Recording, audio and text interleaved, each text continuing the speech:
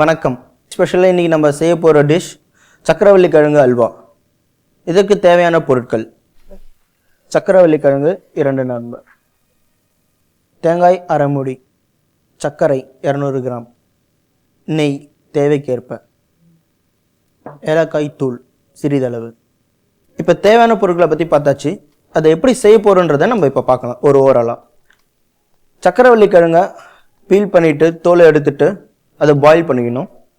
அதுக்கு அடுத்தது கீ போட்டுட்டு, கீக்கு அடுத்தது நம்ம பாயில் பண்ணி வச்சுருக்க சக்கரவள்ளி கிழங்கை போட்டு நல்லா குக் பண்ணி ஸ்மூத் ஆனதுக்கப்புறமா சர்க்கரை நல்லா ஒரு அல்வா கன்சிஸ்டன்சி வந்ததுக்கப்புறமா கீ அதோட கொஞ்சம் ஏலக்காய் பவுட்ரு போட போகிறோம்.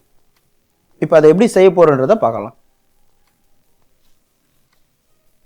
இப்போ கீ நமக்கு எவ்வளோ வேணுமோ அந்தளவுக்கு.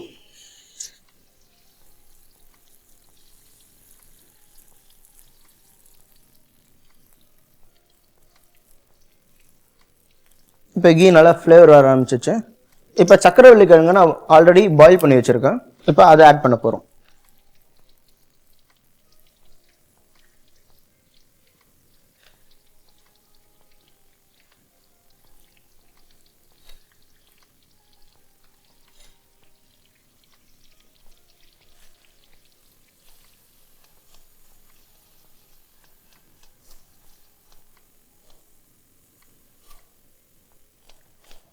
இப்போ நம்ம கீ நல்லா ஹீட் ஆகிடுச்சு.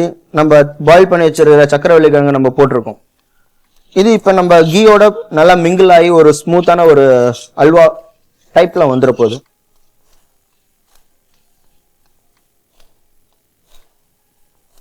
இந்த சக்கரவள்ளி கிழங்கு ஆல்ரெடி குக் ஆனதுனால நமக்கு நிறைய நேரம் போடுறதில்ல. ஸோ இது வந்து சீக்கிரமாக முடியக்கூடிய ஒரு பொருள் தான்.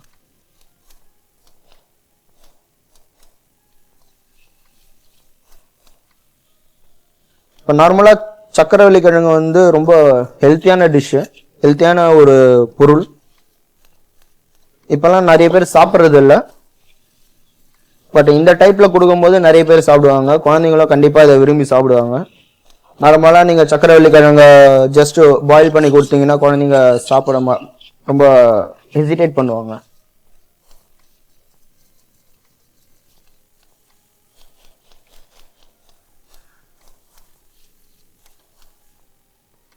இப்போ நல்லா ஸ்மூத் ஆகிடுச்சு. இப்போ தேங்காய் திருவி வச்சுருக்கோம், அது சிறிதளவு.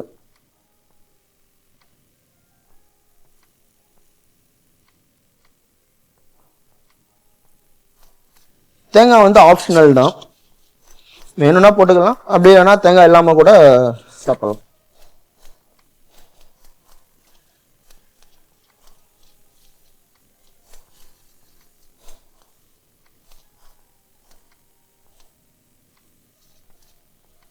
இப்போ சக்கரை போட போகிறோம்.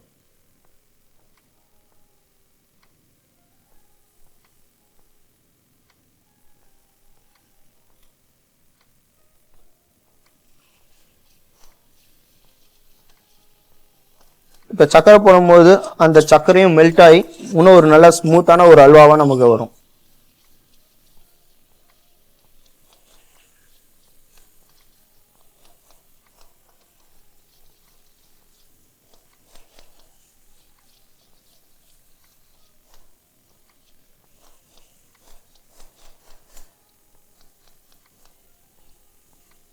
இப்போ சக்கரை வேணான்றவங்க சுகர் ஃப்ரீ கூட ஆட் பண்ணிக்கலாம். இப்போ நிறைய சுகர் ஃப்ரீ கிடைக்க ஆரம்பிச்சிருச்சு.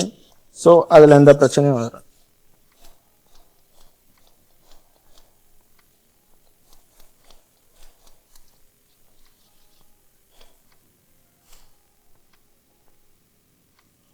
கொஞ்சமாக ஏலக்காய் பவுடர்.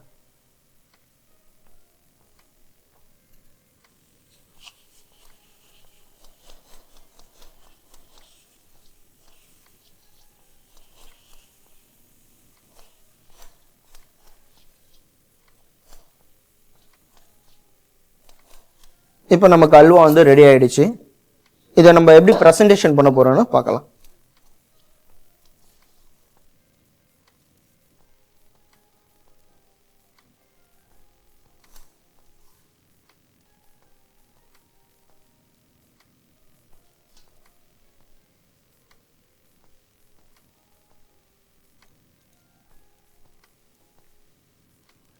இப்போ சக்கரவள்ளி அல்வா ரெடி ஆயிடுச்சு.